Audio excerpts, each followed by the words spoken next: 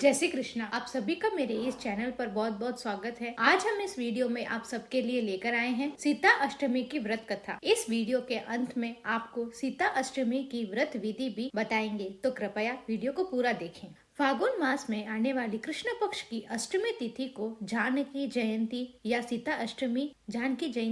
सीता अष्टमी मनाई जाती है। पौराणिक कथा के अनुसार इस तिथि पर राजा जनक को सीता जी प्राप्त हुई थी और उन्हें सीता जी को अपनी कन्या के रूप में स्वीकार किया। जानकी जयंती या सीता अष्टमी के दिन महिलाएं घर परिवार की सुख शांति और पति की लंबी उम्र के लिए व्रत रखती है और यह कहानी सुनती है। पौराणिक कथा के अनुसार जब एक बार मिथिला के राजा जनक के राज्य में अकाल पड़ा था, तब इस समस्या से अपनी प्रजा को मुक्ति दिलाने के लिए राजा जनक ने अपने गुरु से विनती की। तब अपने गुरु के कहने पर राजा ने एक सोने का हल बनवाया। उसके बाद उन्होंने इस हल की सहायता से भूमि जोतना प्रारंभ किया। इसी दौरान उन्हें एक मिट्टी का कलश प्राप्त हुआ जिसके अंदर एक नवजात कन्या थी। राजा जनक और माता सुनैना ने उस कन्या को गोद में लिया और अपने पुत्री के रूप में उसे स्वीकार किया और उसका पालन पोषण किया। पौराणिक मान्यता के अनुसार जोती हुई भूमि और हल की नोक को सीता कहा जाता है, जिस कारण उस कन्या का नाम उन्होंने सीता रखा। वही राजा जनक की पुत्री होने के कारण सीता जी को जानकी भी कहा जाता है। माता सीता को माँ लक्ष्मी का स्वरूप माना जाता है, इसलिए जानकी जयंती के दिन उनकी पूजा करने से माँ लक्ष्मी की कृपा प्राप्त होती है। आइए अब हम सुनते हैं सीता अष्टमी की पूजा तथा व्रत विधि। सीता अष्टमी के दिन माता सीता की पूजा करने से घर में सुख समृद्धि का वास होता है। खासकर महिलाओं के लिए यह दिन बहुत महत्व रखता है, क्योंकि माना जाता है कि